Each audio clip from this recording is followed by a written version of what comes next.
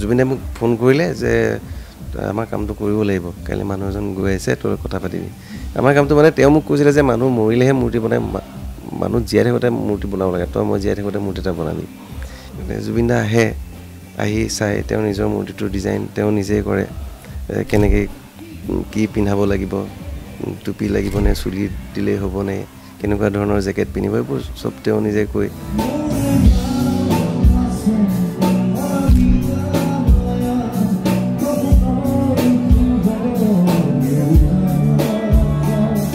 জুবিন দাক ক'লোঁ যে দাদা চবেই মানুহে জন্মদিন হ'লে উপহাৰ দিয়ে, আজি আপোনাৰ পৰাহে উপহাৰ এটা বিচাৰি আহিছোঁ। মোক কৈছে কি লাগে ক তোক? তেতিয়া মই কৈছোঁ আপোনাৰ হাতখন লাগে। কৈছে লৈ যা হাতখন।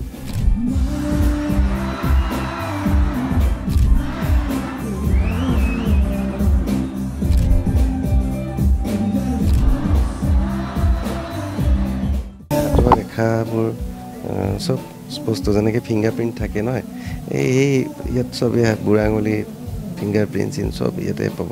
আঙুঠি এই ভান্তে বাবাৰ আঙুঠি এটা তেওঁ পিন্ধি থাকিছিলে যে, সেই আঙুঠিটো আহিছে ইয়াতে।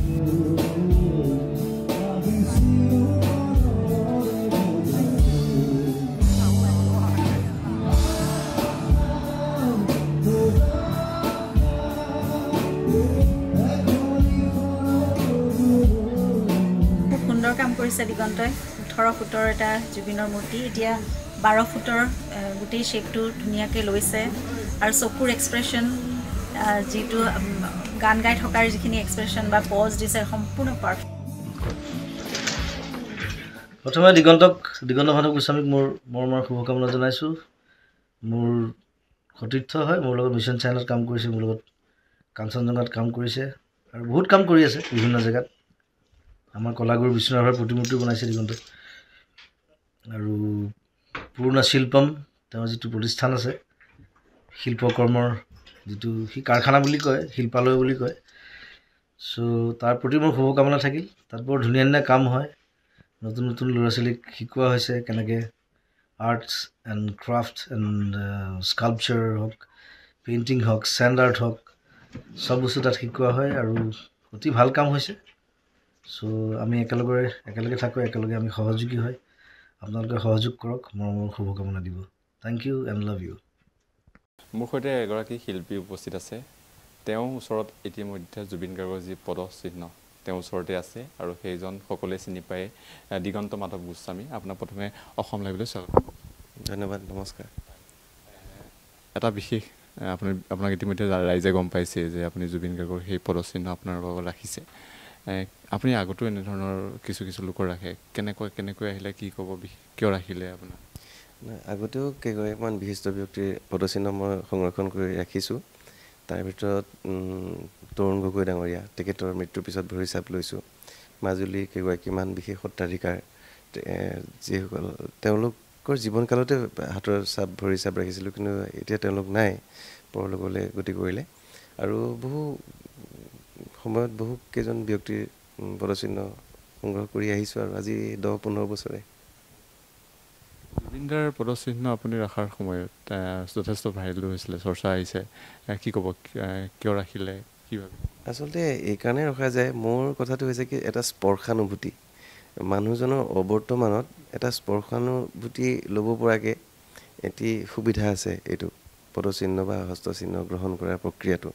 গতিকে মই সেইবাবেই জুবিনদাৰ জীৱনকালতে মই হাতৰ চাপটো মই ৰাখি থৈছিলোঁ, আৰু তেখেতৰ মৃত্যুৰ পিছত তেখেতৰ ভৰি চাপটো তেনেকৈ মই সংগ্ৰহ কৰি ৰাখিছোঁ। দেখুৱাব নেকি আপুনি? নিশ্চয়, এইফালে আছে, ইয়াতে আছে, এয়া ভৰি চাপ, হাতৰ চাপ। এইটো হৈছে আপোনাৰ তেখেতৰ ভৰি, আৰু হাতৰ চাপটো আপুনি তেওঁৰ জীৱিত অৱস্থাত? হয়, জীৱিত অৱস্থাতে তেওঁৰ হাতৰ চাপটো লৈছিলোঁ। খুব সম্ভৱ তেতিয়া তেখেতৰ জন্মদিন আছিলে, আজিৰ পৰা 48 বছৰীয়া জন্মদিনটোত বোধহয়। তেতিয়া মই গৈছিলোঁ, আৰু মই এইটো ল'ম বুলিয়েই গৈছোঁ। তাৰমানে বোলো জুবিন দাক ক'লোঁ যে দাদা চবেই মানুহে জন্মদিন হ'লে উপহাৰ দিয়ে, আজি আপোনাৰ পৰাহে উপহাৰ এটা বিচাৰি আহিছোঁ। মোক কৈছে কি লাগে ক তোক? তেতিয়া মই কৈছোঁ আপোনাৰ হাতখন লাগে। কৈছে লৈ যা হাতখন। মই হাতখন কেনেকৈ নিম, মই নিবলৈ হ'লে আপুনি অলপ সহায় কৰিব লাগিব, আপুনি অকণমান বাহিৰলৈ আহক, মই যোগাৰ কৰি থৈছোঁ, আপোনাৰ হাতৰ চাপটো মই ৰাখিম। তাৰপিছত ইণ্টাৰেষ্টিং হ'ব দেখোন, এইটো ব'লচোন যাওঁ।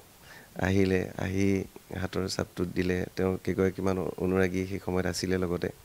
তেওঁ খুব মোক সহযোগিতা আগবঢ়াইছে। এই হাতৰ চাপটো লওঁতে কিছু সময় ৰ'ব লাগে, প্ৰায় 15-20 মিনিট সময় এনেকৈ ৰৈয়ে থাকিব লাগে।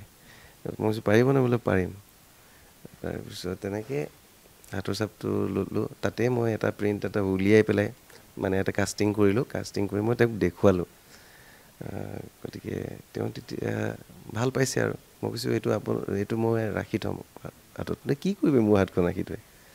মই কৈছোঁ ৰাখিম, আপোনাৰ হাতখন থাকিলে এটা আশীষ যেন আপোনাৰ হাতৰ পৰা পাই থাকিম মই, সেই উদ্দেশ্যেৰে মই ৰাখিব বিচাৰিছোঁ। তেনেকৈ ৰাখি থৈছোঁ। আৰু তেখেতক আপুনি লগ পাইছে, তেওঁৰ লগত কথা কিবা স্মৃতি এনেকুৱা আপুনি ক'ব বিচাৰিব? তেওঁৰ লগৰ স্মৃতিবিলাক তাকে সুঁৱৰিতো আজি তেওঁ নোহোৱা হোৱাৰ পৰা ধৰি হয়নে সপোনে তেওঁৰ কথাই মনত পৰি থাকে। তেখেতক মিছন চাইনা, বিশেষকৈ কাঞ্চনজংঘাৰ সময়খিনি, মোৰ মিনতি এলবাম কৰি থকাৰ সেই সময়খিনি মই খুব সুঁৱৰোঁ। কেতিয়াবা ফোন যে কৰে, এতিয়াও জুবিনদাৰ নাম্বাৰটো চালে জুবিনদাৰ মেছেজ দুই এটা হয়তো কেতিয়াবা দিয়ে বা ৰিপ্লাই দিয়ে। অলপতে কিবা এটা মই কাম কৰিলে মই জুবিনদালৈ মই দেখুৱাওঁ যে দাদা হৈছেনে, কেনেকুৱা হৈছে। তেওঁ ভাল হৈছে বুলি কয়, বা এইটো আৰু অলপ এনেকুৱা কৰে, তেনেকুৱা কৰিলে আৰু ভাল লাগিব, এনেকৈ কয়। গতিকে তেখেতক লগত থকা প্ৰতিটো স্মৃতিয়েই মধুৰ। তেওঁ বৰ মৰমীয়াল মানুহ আচলতে। গতিকে তেওঁৰ কথা তেনেকৈ মনত পৰি থাকে। আপুনি জুবিনদাৰ প্ৰতিমূৰ্তি এটা বনোৱাই আমি দেখিছিলোঁ, আমি সেই দেখুৱাম স্ক্ৰীণত আপুনি লগোৱা। কেতিয়া বনাইছিলে আৰু কিমান দিনত হৈছে? আজিৰ পৰা 2 বছৰৰ পূৰ্বে প্ৰতিমূৰ্তিটো উন্মোচন কৰিলে। জুবিনদাই নিজ হাতে কৰি থৈ গৈছে ডিগবৈত। আৰু আজিৰ পৰা 3 বছৰ আগতে 2023 চনত বোধ হয়, 2022 চনত জুবিনদাই মোক ফোন কৰিলে যে আমাৰ কামটো কৰিব লাগিব, কাইলৈ মানুহ এজন গৈ আছে, তই কথা পাতিবি। আমাৰ কামটো মানে তেওঁ মোক কৈছিলে যে মানুহ মৰিলেহে মূৰ্তি বনাই, মানুহ জীয়াই থাকোঁতে মূৰ্তি বনাব লাগে, তই মই জীয়াই থাকোঁতে মূৰ্তি এটা বনাবি, এনেকৈ কৈছিলে। তাৰপিছত যেতিয়া পিছদিনা আহিছে তেখেতৰ বন্ধু চুৰেণ ফুকন ডাঙৰীয়া, তেওঁ আহি ক'লে যে জুবিনে বিচৰা ধৰণেই তুমি মূৰ্তিটো বনোৱা, খৰচ পাতিৰ কথা কি চিন্তা কৰিব নালাগে, সেইখিনি ব্যয় মই কৰিম। তাৰপিছত মই ক'লোঁ তেতিয়াহ'লে জুবিনদা আহিব লাগিব। জুবিনদা আহি চাই তেওঁ নিজৰ মূৰ্তিটোৰ ডিজাইন তেওঁ নিজেই কৰে।